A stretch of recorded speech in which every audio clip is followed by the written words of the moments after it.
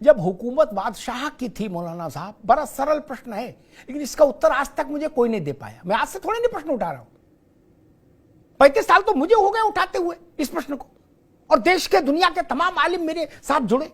जब बादशाह के पास अथाह जमीन थी तो आपने काशी में सटा के मस्जिद क्यों बनाई? मथुरा में जन्म स्थान पर ईदगाह क्यों बनाया? आपके पास तो पूरा ब्रज खाली पड़ा था। सलीम चिश्ती की जहां दरगाह बनाई है वो इलाका पूरा खाली पड़ा था, वहां ईदगाह बनाते, दुनिया की सबसे बड़ी ईदगाह बनाते। काहे को बनाई भैया? सटा सटा के क्यों बनाई? सटा सटा के। इस बात का उत्तर हमको आज तक किसी ने नहीं दिया।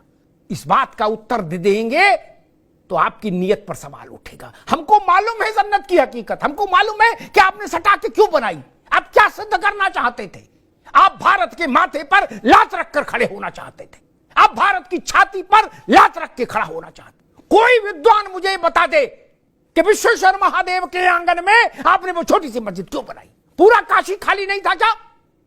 और जहां आपने मस्जिद बनाई वहां मुस्लिम आबादी भी नहीं है, घनत्व तो नहीं है।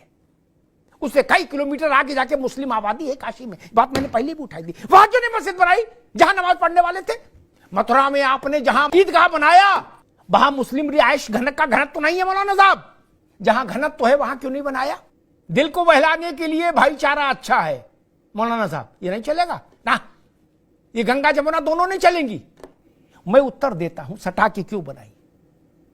आप भारत की आत्मा को घायल करना चाहते, आप भारत की मर्यादा को तार तार करना चाहते, आप भारत के आत्म तत्व को लहूलुहान करना चाहते थे, आप भारत की आध्यात्मिक चेतना के पवित्र दिए को बुझाना चाहते थे। वो हालांकि आपके लिए संभव नहीं था लेकिन आपकी कोशिश थी। आप रामकृष्ण और शंकर को नहीं जानते थे? जानते थे। भारत में उनकी स्थिति जानते थे, उनके प्रति श्रद्धा अध्यात्म की चेतना को पहचानते थे। काशी, मथुरा और अयोध्या भारत की राजनीतिक राजधानियां नहीं थी, भारत के आर्थिक केंद्र नहीं थे। फिर आप सब लोग वहां आए किस लिए? कबड्डी खेलने? नहीं ना। दुनिया के किसी इलाके में ज्ञान वापी नाम से कोई दूसरी मस्जिद है क्या? कहीं हो तो बता दीजिए।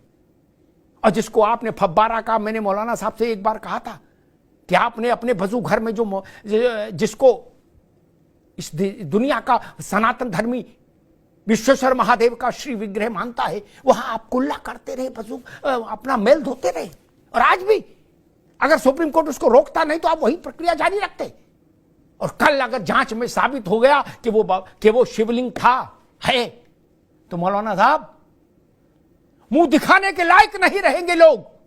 ये हिंदू कैसे सहन करेगा कि 400 साल उसके शिवलिंग पर लोग कुल्ला करते रहे? कैसे सहन करेगा?